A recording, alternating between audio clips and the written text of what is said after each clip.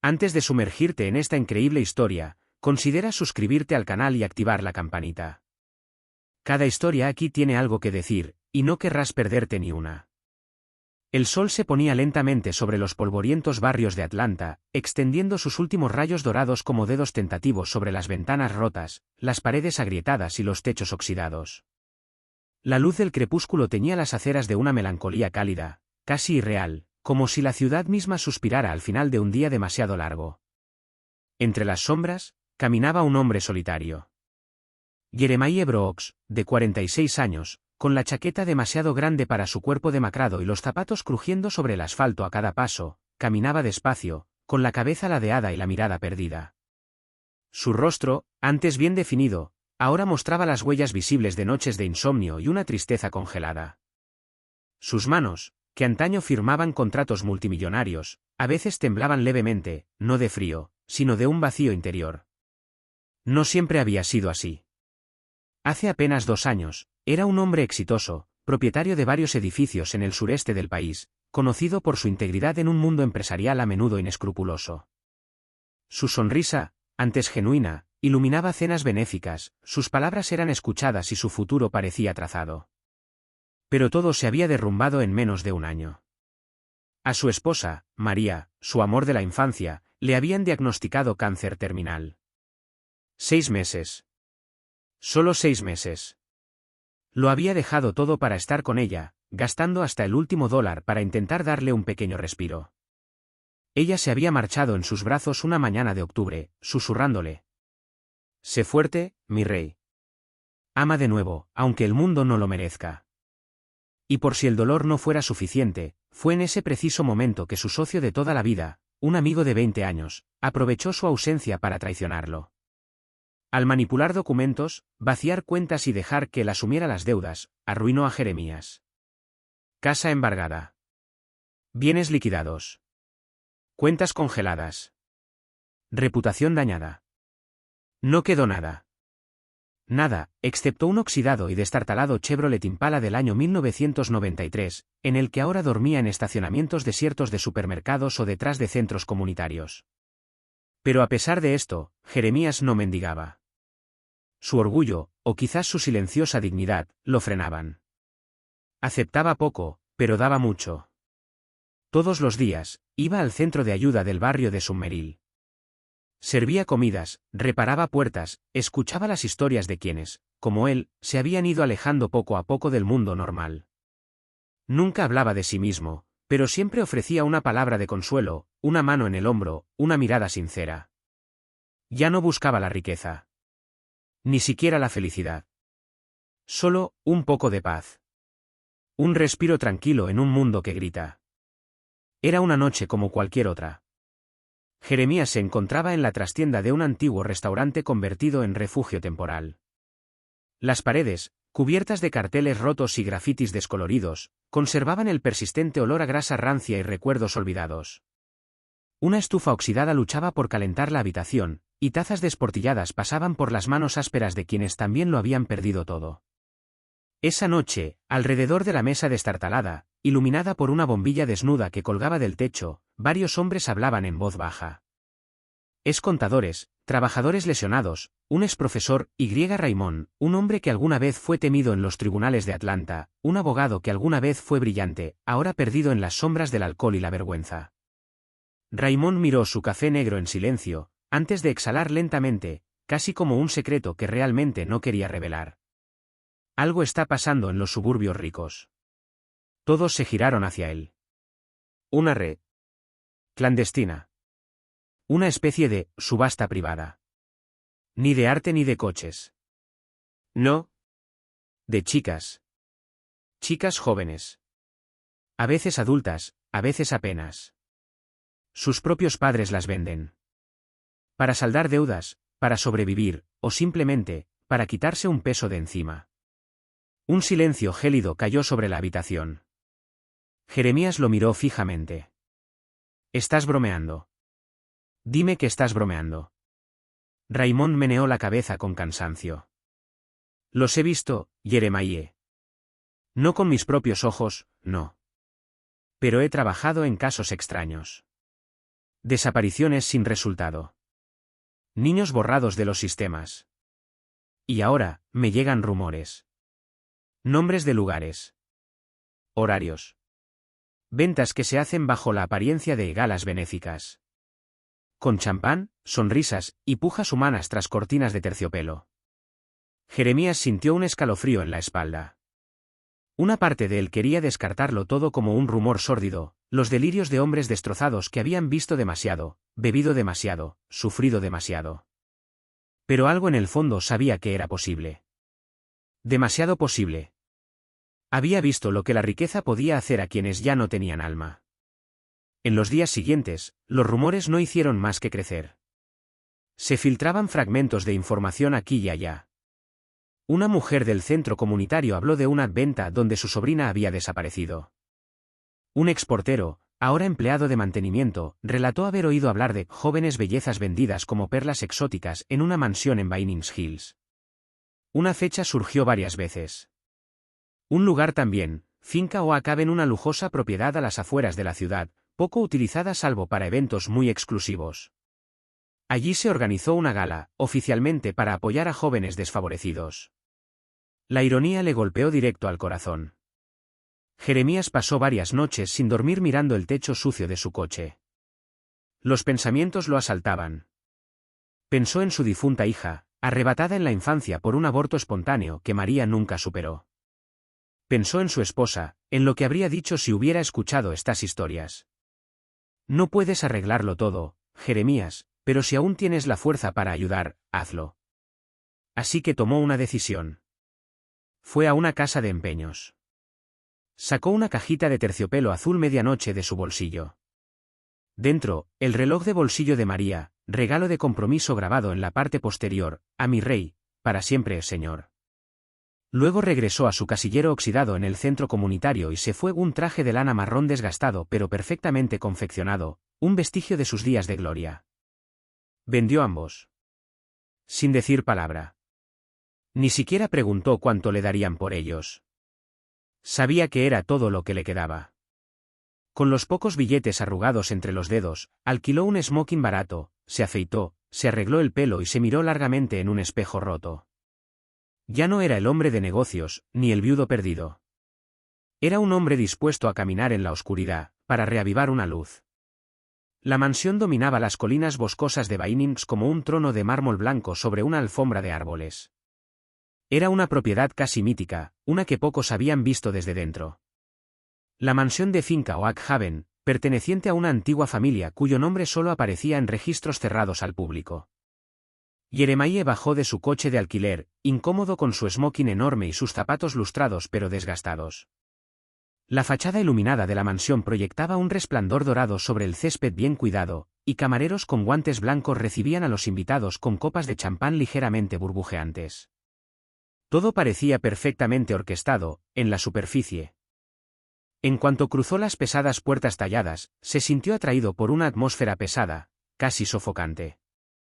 El vestíbulo estaba adornado con candelabros de cristal y columnas de mármol negro, y cuadros antiguos observaban a los invitados con miradas fijas, casi acusadoras. Los invitados, en su mayoría hombres blancos, llevaban relojes de oro, miradas calculadoras y sonrisas que nunca se reflejaban en sus ojos. Pero esto no fue solo una gala benéfica. Hubo un segundo piso invisible, una capa de sombra detrás del dorado. Lo guiaron sin decir palabra a una sala secundaria, más íntima. Allí, la decoración cambió, iluminación tenue, sillones de terciopelo, cortinas pesadas. Un escenario improvisado y elevado se alzaba al fondo de la sala, enmarcado por cortinas oscuras. Frente a él, unos 20 hombres estaban sentados, con cuadernos sobre las rodillas y tazas en la mano, susurrando entre sí como en una subasta de arte excepcional, solo que los objetos estaban a punto de entrar en contacto con la realidad. Trajeron a la primera chica. De unos 16 años. Demasiado maquillaje. Una mirada muerta en un cuerpo paralizado. Siguió un silencio incómodo, y luego los números volaron por la sala, 8.000. 10. 12. La vendieron sin emoción. Se la llevaron inmediatamente. Luego otro. Y otro. Cada vez, Jeremías sentía una ira creciente que le quemaba las entrañas. Quería levantarse. Gritar. Parar todo. Pero sabía que no tenía la fuerza, las pruebas ni los aliados. Todavía no. Y entonces, ella entró. Ella no caminaba como los demás. Ella se movía lentamente, recta a pesar de todo, como una condenada que se niega a gatear. Noche. Piel clara, tez dorada, cabello oscuro recogido en un moño elegante. Un vestido color marfil cubría su cuerpo juvenil, finamente esculpido, pero su mirada lo decía todo. ¿Extinto? Agotado. Pero digno. Recorrió la habitación con la mirada, y a Jeremías le impactó la ausencia de miedo en sus pupilas. Sin sumisión. Sin súplicas. ¿Cansancio? Sí. Una rabia silenciosa también. Pero sin vergüenza. Se negaba a ceder. Incluso allí. En un rincón de la habitación, sus padres estaban allí. Su madre, rígida con un vestido negro, observaba la escena con gélida indiferencia. Su padre, un hombre seco de rostro impasible, se cruzó de brazos. No vieron a su hija. Vieron una cantidad a cobrar, una deuda por borrar. Una vida que ya habían borrado. El presentador, un hombre de sonrisa amplia y mirada vacía, se aclaró la garganta. Número 17. Aline. 19 años. Virgo. Educada. Habla inglés, francés y algo de italiano. Muy guapa, como pueden ver. Una joya rara. Oferta inicial, $10.000. Siguió un silencio incómodo. Alina no bajó la vista. Miró desafiante la habitación. Como si gritara en silencio, adelante. Mírame. Pero nunca me entenderás. Jeremías sintió que su corazón se contraía. Ella no era una niña. Era una chispa. Una alma parada en el infierno. Levantó la mano, lentamente, casi sin creerlo él mismo.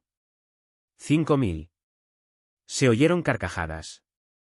¿Quiere jugar el vagabundo? ¿Pensó que era una venta de garaje? Ese viejo negro ha perdido la cabeza. Pero nadie está pujando más. Jeremías no tenía los códigos. No tenía la belleza. No tenía el dinero. Pero vio lo que otros no vieron, luz en la sombra. Los hombres en la habitación sabían que Alina era diferente. Demasiado orgullosa. Demasiado libre. Se resistiría. No se doblegaría, no suplicaría. Y eso no les gustaba. Era demasiado vivo. El presentador se encogió de hombros con disgusto. Vendido por 5.000. Sale el número 17. Jeremías sintió que se le cortaba la respiración. Alina lo miró. Por un segundo. Solo un instante. No sonrió. No lloró. Pero parpadeó lentamente, como gracias silenciosas, sin palabras, sin promesa. No había comprado una niña. Había comprado una libertad. Al principio, Alina se negó a hablarle. Se quedó allí, paralizada, con los brazos cruzados, como si cualquier palabra pudiera convertirse en una debilidad, una brecha en su muro de supervivencia. Cuando salieron de casa de Bainins esa noche, ella subió al coche sin decir palabra, con la mirada fija en la carretera y los puños apretados sobre el regazo. Jeremiah, al volante, respetó ese silencio. No intentó tranquilizarla ni consolarla. Sabía que lo que había vivido no podía reconstruirse con frases prefabricadas. No la llevó a casa, porque en realidad no tenía un hogar.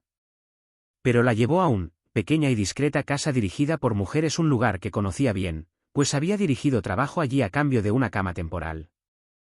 Allí, en una habitación limpia con paredes desnudas pero seguras, una cama individual, una sábana limpia, un lavabo y una ventana sin rejas, por fin dejó sus cosas, una pequeña bolsa que había estado reprimiendo desde el principio. Le entregó una manta y una bandeja con arroz, algunas verduras calientes y té de limón. Ella no lo miró. Se sentó en un banco del pasillo y simplemente le dijo a través de la puerta entreabierta.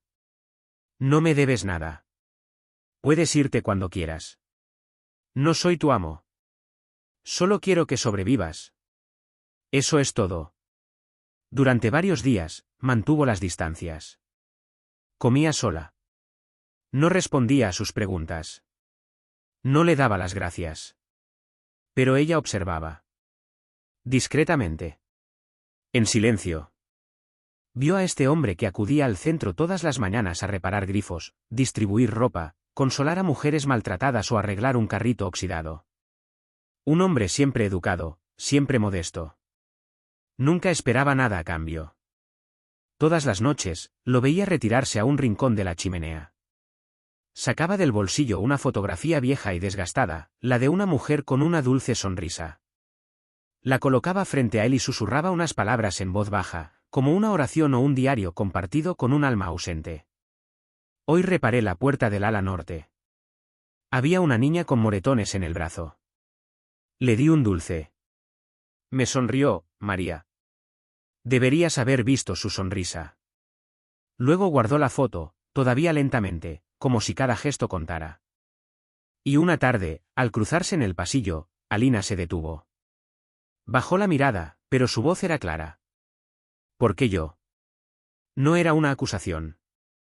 Era una pregunta directa. Cansado. Quizás incluso un poco curioso. Jeremías se quedó paralizado. Parecía estar buscando las palabras, pero luego la miró. Parecía viejo en ese momento. No físicamente, sino en sus recuerdos. ¿Por qué? Dijo inhalando y con la voz quebrada. Si alguien hubiera hecho eso por mi hija, podría haber muerto en paz. Alina lo miró fijamente sin pestañear. No sabía que Jeremías y María habían perdido a una hija, mucho antes de que naciera. Una niñita llamada Anaya, fallecida incluso antes de vivir. Pero en los ojos de Jeremías esa noche, ella sintió lo que nadie le había ofrecido jamás, protección sin expectativas. Ternura sin condiciones. No era amor. No era lástima. Era algo aún más raro, dignidad dada a alguien que el mundo había juzgado indigno.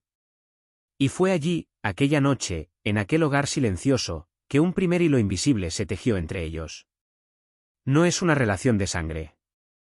No es un contrato. Pero un pacto silencioso entre dos almas heridas. Una quería renacer. La otra quería darle sentido a su supervivencia. Pasaron 2 años. 2 años que transcurrieron sin prisa ni lentitud, sino con la lentitud precisa de la reconstrucción. Como quien reconstruye una catedral con cenizas y fe. Alina había cambiado, su rostro permaneció serio, marcado por lo vivido, pero su andar había cobrado seguridad. Ya no rehuía las miradas. Ya no susurraba. Había regresado a sus estudios con determinación, matriculándose en un programa de trabajo social en la Universidad Estatal de Georgia. Llegó como una desconocida, pero sus excelentes calificaciones y su discreto compromiso rápidamente llamaron la atención. Cuando la clase hablaba de la trata de personas o la vulnerabilidad de los menores, escuchaba con atención. ¿Sabía? No en teoría. En realidad. Y cuando una vez le preguntaron por qué quería ser trabajadora social, simplemente respondió. Porque nadie me escuchó. Y ahora quiero escuchar a quienes nunca escuchamos. Pero detrás de esta lucha, ella cumplía otra misión. En silencio. Una noche, sentada en su cama, publicó un vídeo en línea. La cámara mostró una simple toma estática. Su voz era tranquila, casi fría. Contó la historia de una joven de 19 años, subastada por sus propios padres. No dio nombres ni rostros. Excepto uno, el de un hombre destrozado, un hombre anteriormente rico que se había vuelto invisible, que había alzado la mano no para poseer, sino para salvar. Concluye el vídeo con estas palabras. Este hombre me contactó cuando todos me habían rechazado. No es ni rico ni famoso. Lo ha perdido todo menos su dignidad. Quiero que tenga una segunda oportunidad. No por él mismo, sino por todos los demás. El vídeo se convirtió viral en cuestión de semanas, alcanzó el 1.000.000 de visualizaciones. Los medios de comunicación se hicieron eco de la noticia. Famosos conmovidos compartieron el enlace a una campaña de recaudación de fondos. Las donaciones no pararon de llegar. Decenas, luego cientos de miles de dólares. Jeremías, al principio, no sabía nada al respecto. cuando supo la verdad, se negó. Dijo: «Este dinero es tuyo. Lo recaudaste tú solo». Pero ella respondió: «No quiero que me sirva a mí. Quiero que le sirva a los demás. A quienes, como yo, no tienen a nadie». Y así nació Casa de las Estrellas. Un edificio grande y cuidadosamente renovado en un modesto barrio de Atlanta. Pintado de blanco, rodeado de un jardín de flores que Jeremiah cuidaba cada mañana. En su interior, habitaciones individuales, un estudio de expresión artística, una oficina legal y una cocina común siempre llena de aromas reconfortantes. A la entrada, atornillada a la piedra, una placa dorada. Star House, para que ninguna niña sea tratada como un objeto. Cada semana llegaban chicas. ¿Heridas? Huyendo. ¿Rotas? Pero bajo este techo, encontraban un rayo de luz. Un oído. Protección.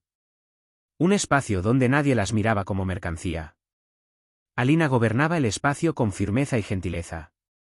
Jeremías, en cambio, se había convertido en una figura tutelar, casi mítica. Lo llamaban papá en los pasillos. Escuchaba. Arreglaba muebles. Cocinaba. Pero, sobre todo, estaba allí. Y una tarde de verano, en la azotea del centro, ambos cenaron. La ciudad, abajo, brillaba como una alfombra de estrellas invertidas. Jeremías, con un sencillo plato en el regazo, observaba cómo el cielo se teñía de púrpura. Alina, sentada a su lado, jugaba distraídamente con una cuchara. El cálido viento traía el aroma a jazmín del jardín. Entonces, sin mirarlo, susurró: «Me salvaste». Jeremías giró lentamente la cabeza hacia ella. Le sonrió, una de esas sonrisas cansadas y profundas que solo los hombres que han sufrido de verdad pueden dar. Luego, mirando al horizonte: «No. Tú fuiste quien me devolvió la vida». Siguió un largo silencio. No fueron necesarias las palabras.